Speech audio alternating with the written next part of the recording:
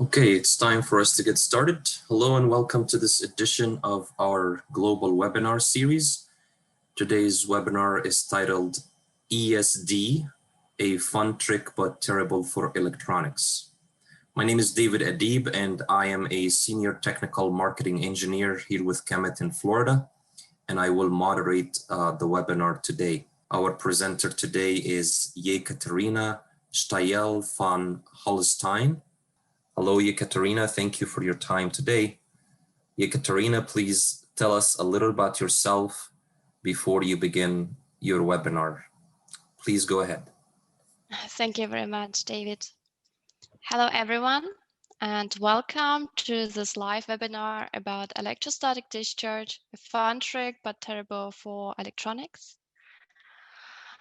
First, of course, I would like to introduce myself. My name is Jekaterina Stael von Holstein, and I am Field Application Engineer in Central Europe. I have a master's degree in Power Systems Engineering, and I am with KEMET since last January 2020.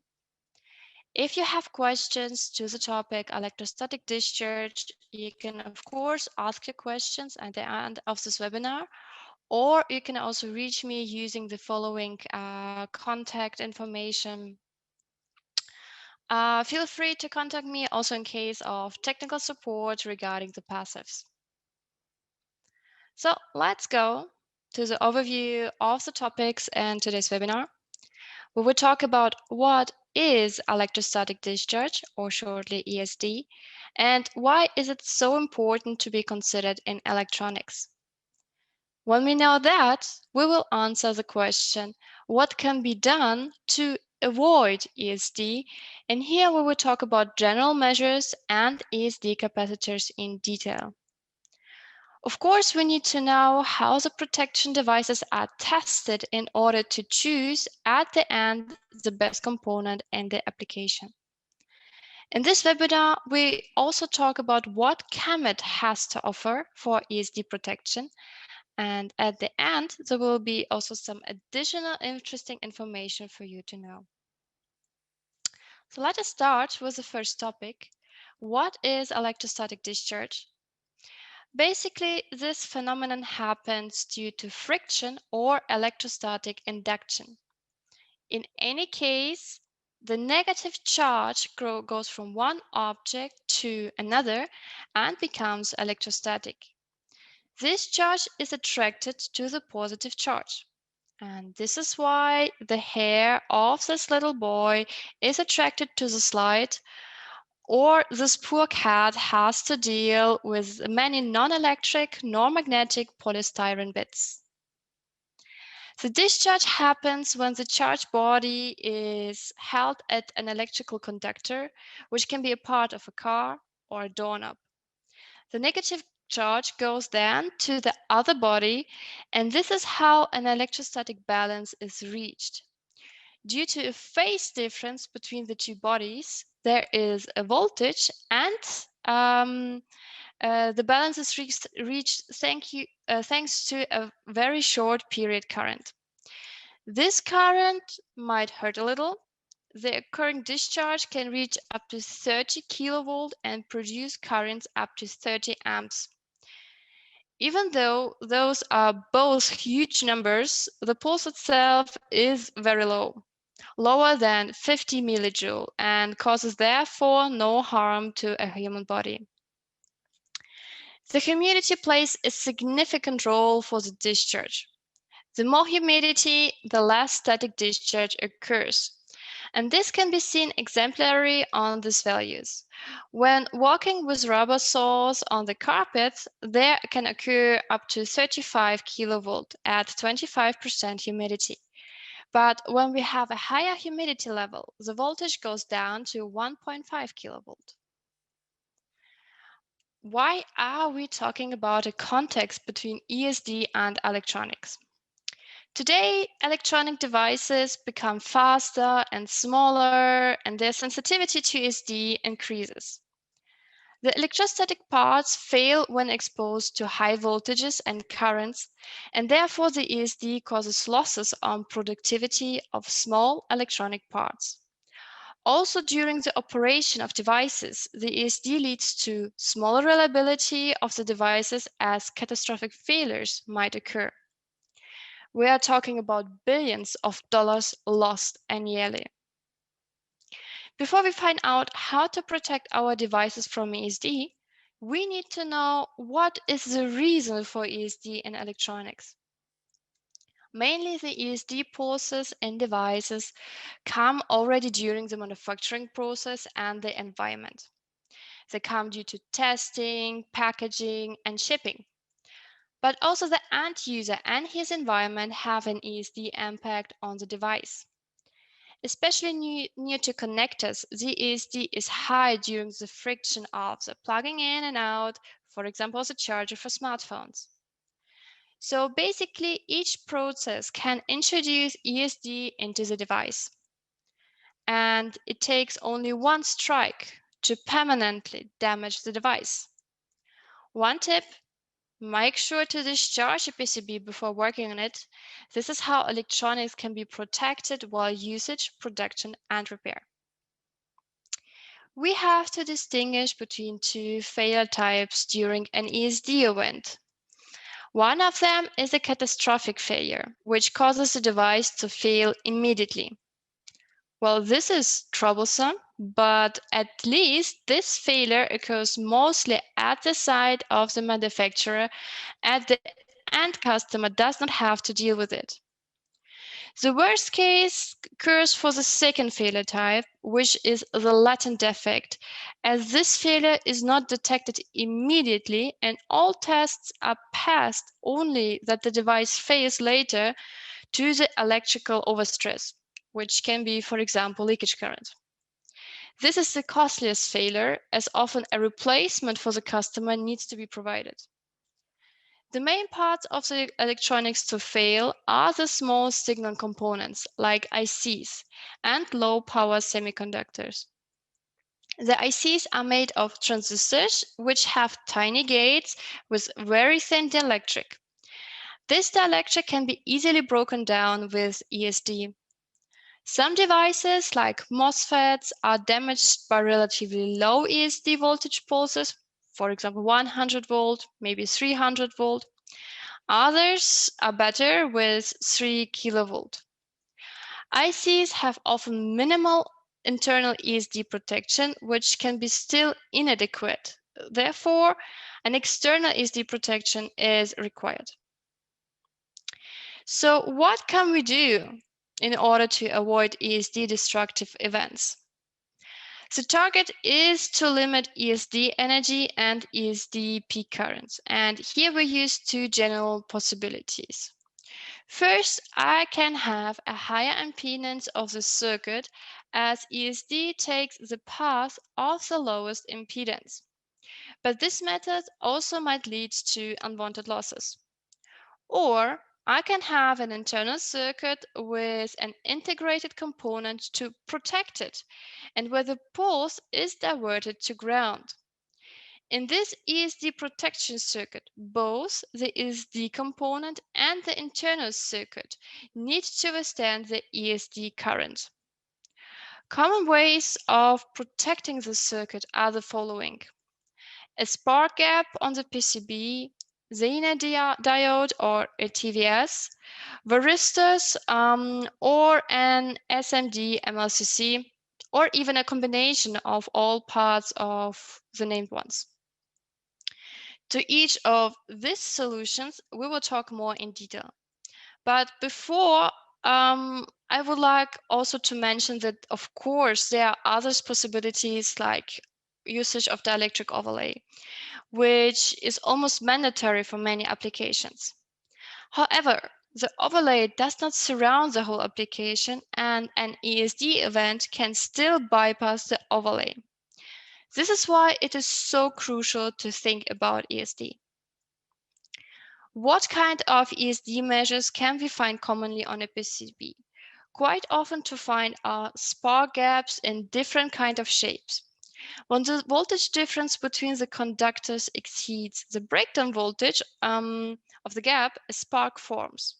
And this is the cheapest solutions for voltages higher to kilovolt. The drawback have really to be considered as spark gaps have the longest response time, and what is even more important, the performance becomes worse after several discharges as the ends become dull. This is why spark gaps are considered to be bad practice. Another very important measure is the Zener diode, or a TVS, transit voltage suppressor. Those are fast-acting clamping diodes which work in the same way that not in the same way, but in the way that once a breakdown voltage is reached, the device will clamp. Otherwise, they operate open. The unidirectional diode can suppress only one directional spike. The bidirectional solution can block a negative and positive ESD spike. In most cases, a unidirectional diode is satisfactory. In this example, in case of a positive spike, the diode will clamp. In case of negative spikes, the spike will be forward to ground. The diode solution has a very fast response time. The clamping voltage and the operating voltage are low. The capacitive impact on the load is also very low. In comparison to a lot of solutions, the costs for diodes are higher, and diodes are also temperature sensitive. Now let us come to varistas. Those are voltage-dependent resistors consisting of metal oxide, in most cases zinc oxide. Varistas react in a very short period of time of less than 0.5 nanoseconds and offer an alternative path for the ESD poles to be diverted to the ground. Those multilayer varistors have very low costs. So varistors work similar to TVS diodes. They are also put in parallel to the device which is to be protected. And here's a comparison of the two technologies. Varistas have advantages at high voltages of higher 6 kilovolt, and also the surge current capabilities are higher. So is the energy. Therefore, the response time of varistas is higher, even though still lower in comparison to other technologies. An important additional fact, varistas have degradation in performance over lifetime, but their size in general is smaller in comparison to diodes, and the costs also in general are lower. Also, KEMET offers a Varistas series special for ESD suppression. The VG series is designed for industries with low voltage board level products, telecommunication, computing, and data processing, all up to 18 volt. It is also suitable for high frequencies attenuation and low pass filter functions. Our varistas are also ACQ200 qualified. The last device in our main list are the ESDMRSCs. ESD multilayer ceramic capacitors protect the IC from ESD events by putting them in parallel to the IC, reducing the voltage across the IC during the pulse. Capacitors are considered to be immune to ESD pulses. ESD capacitors are specified capacitors using standards or standard testings like ACQ200, and their design is controlled throughout the lifetime in order to ensure the ESD rating. The ESDMRSCs have low costs, but due to the capacitive characteristic, a slower response time in nanoseconds range. Also, for non-class 1 dielectrics like X7R, a DC bias needs to be taken into account. I actually already told the answer, but a lot of designers are still using standard ceramic capacitors with an ESD rating instead of ESD rated capacitors. So don't get me wrong, a standard MLCC and an ESD rated MLCC both have the same dielectric, same termination, and also same other specifications. But a standard capacitor is used for general purpose design like filters, bypassing, timing, and so on, while at the same time, as the name already tells us, the ESD rated capacitors are produced specifically to protect the circuit from ESD pulses. While the design process of a standard capacitor, there is never an intention to take ESD issue into considerations, while for ESD-rated capacitor, the ESD rating is the requirement for the specification of the capacitor.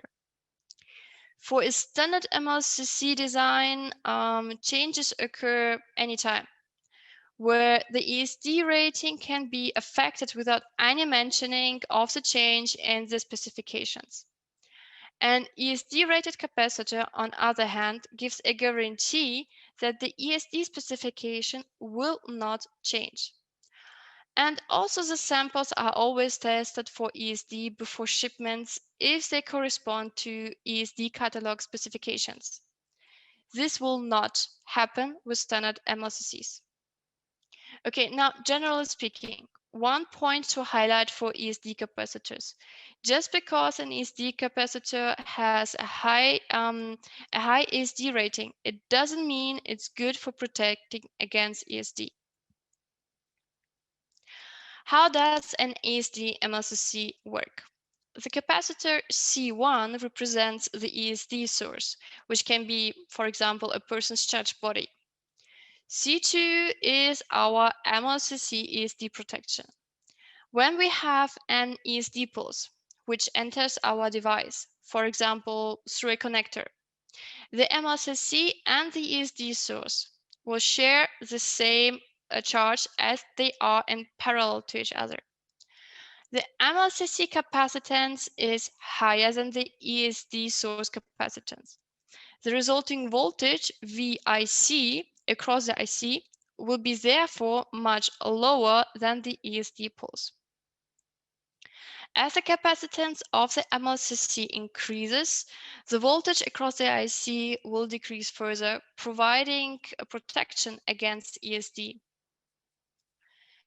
Here we can see an example of a 25 kilovolt ESD pulse with a source capacitance of 150 picofarad discharged into an MLCC ESD capacitor.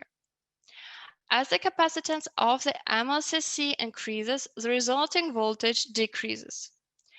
A very important point to consider: if an MLCC is rated, for example, 25 kilovolt, it does not mean that it will protect against 25 kilovolt. Instead, it will lower the voltage below the IC threshold and this way protect the IC from harm. Logically, this thinking leads to, well, let's just choose a high capacitance MLCC and never worry about ESD again.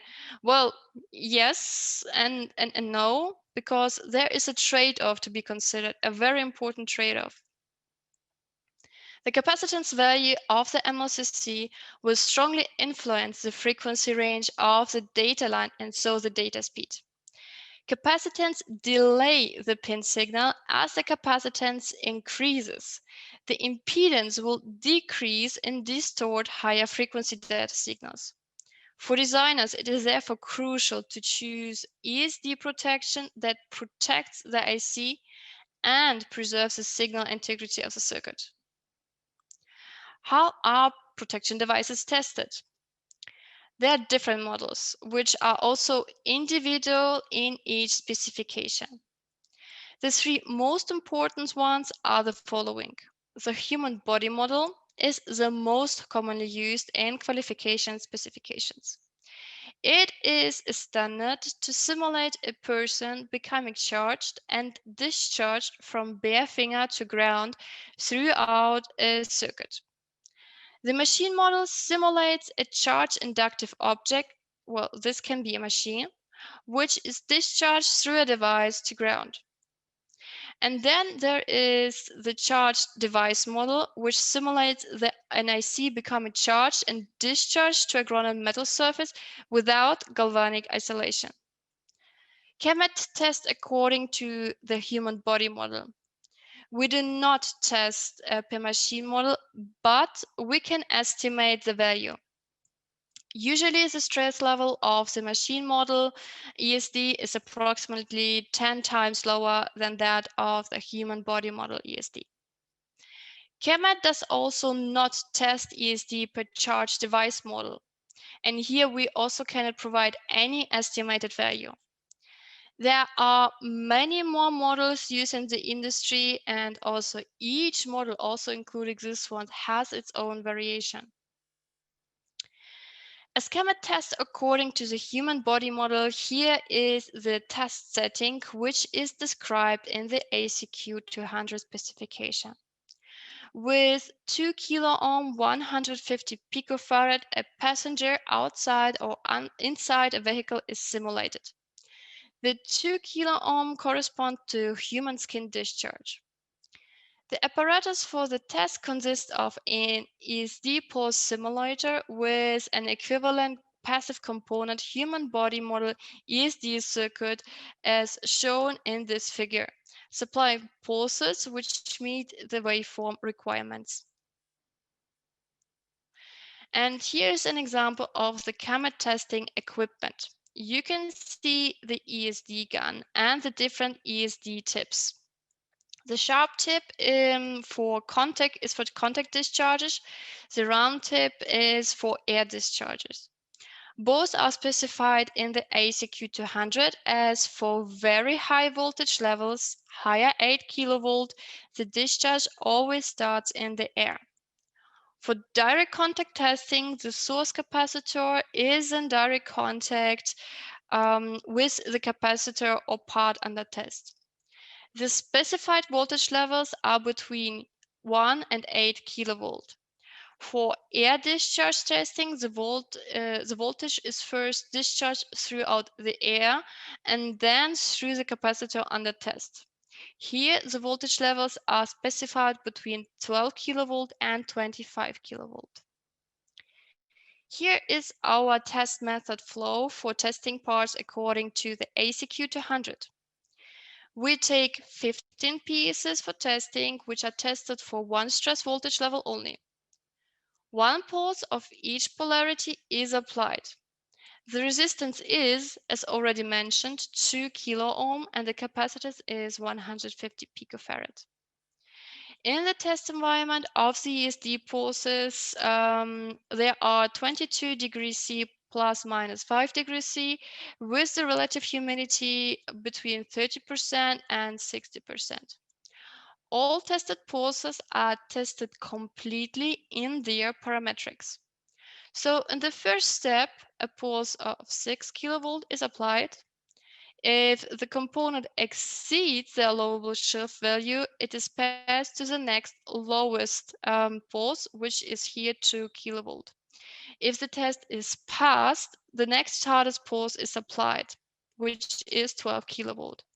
The test procedure is followed until all parts got their corresponding classification. In case of ESD-rated MLCCs, KEMET offers COG and X7R dielectrics in case sizes between 0402 and 1206 for 1 nanofarad up to 22 microfarad. The highest voltage offered is 250 volt. Commercial and automotive grade is offered for the COGs and X7Rs, also with flexible termination.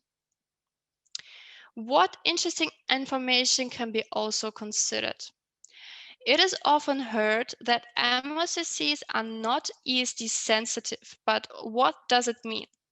ESD sensitive components need ESD protection as they fail at much lower ESD voltages. This does not apply to ESD MLCCs. Besides, as already mentioned in the beginning of the webinar, also the packaging can cause ESD. KEMET uses therefore for tape and reel packaging anti-static materials, so they do not produce static. This is how KEMET bypasses the ESD problems during the packaging. One more information for the designers: keep components you want to protect away from any joints or holes where the ESD event might occur. And if you want to have more information on ESD and the components, do not hesitate to ask your KEMET field application engineer or product manager. In any case, our engineering center, Our website and our KSIM tool have a lot of useful material. You're very welcome to visit them. On this last slide, we summarize the key takeaways of today's webinar. ESD events cost billions of dollars a year in the electronics industry, and this is why almost all engineers of the electronics that use semiconductors have to be concerned about potential ESD effects. There are various methods of ESD protection. Varistas have several benefits in comparison to TVS diodes. One of the primary ESD protection methods are ESD capacitors.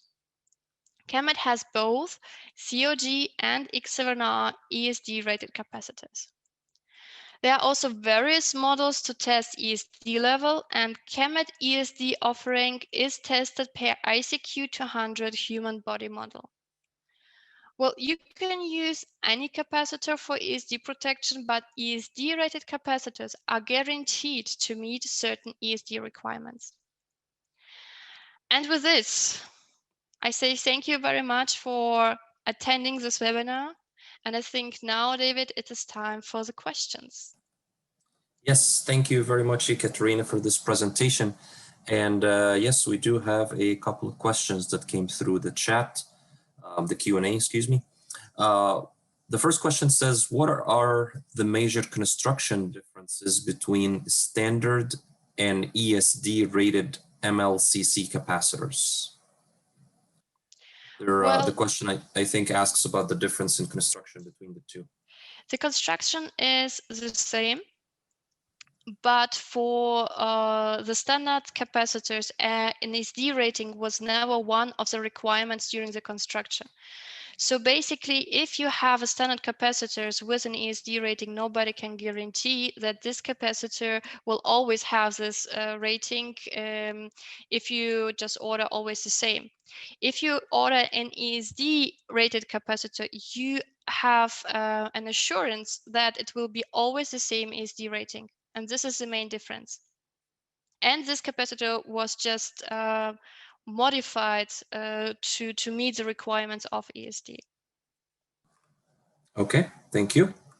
The next question says, is there any termination degradation with repeated ESD discharges? Well, I have to be honest that I would like to come back to this question after the webinar to be sure to answer it correctly. But generally speaking, this termination degradation, if it appears, it is not as hard as maybe for the spark gap, as you have seen in this presentation. There, the answer will really become dull.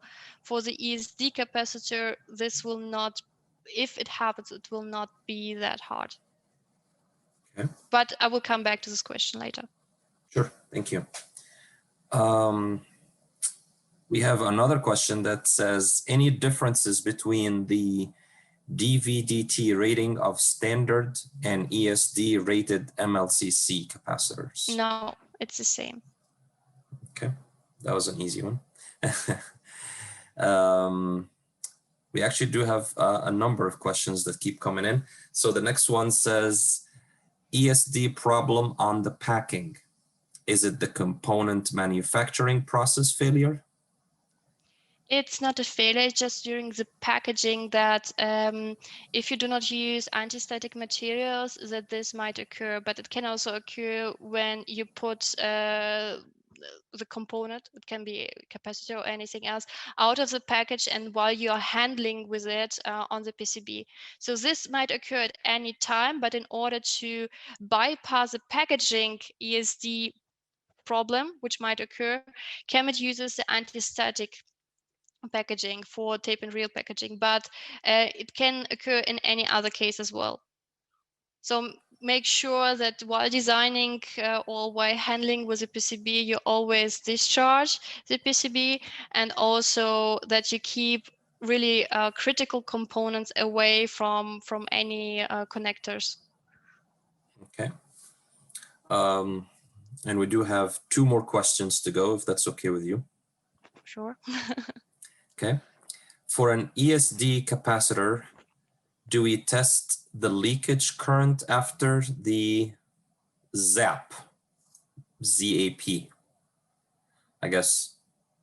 I'm not sure Not about sure that. what that No, no, means. Yeah. no. I would need to go back to this question again. We are testing according to the human body model ASTQ200 regarding the ESD testing, but the most tests are made before. Okay. Yeah, I wasn't sure what he meant either. But moving on, what is the ESD failure mode on the MLCC? ESD Yes. components are not sensitive, ESD sensitive. So as long as you go with the ESD rating, they will not fail. Nevertheless, in case of all MLCCs, you do not have an open failure mode, but a short failure mode. Okay. So they fail short, basically. Yes. Yeah. But if you go according to the ESD ratings, it's not ESD sensitive. Okay. And the next question says, how can we understand differences between EOS and ESD? Yeah. EOS is electrical overstress, as far as I remember. So the ESD level this is one specific occurrence, but what occurs more often is the electrical overstress. Yeah, it's kind of second level failure as far as I remember, and there you have a large area which is dangered of the IC. So you have an overstress event, which does not have to be an ESD event. You can have leakage current or whatever else. And in ESD event, it's just like one short event which occurs. EOS can be anything else which make the IC, well, a breakdown or does not function anymore. Okay. And these are actually all the questions that we have received. So with that said, Okay. Thank you very much, Jekaterina, for your presentation today. Thank you, ladies and gentlemen, for joining our webinar this beautiful Monday. And I wish you the best. I hope you have a good week. Stay safe, and we'll see you next time. Thank you and goodbye. Thank you very much. Bye. Bye-bye.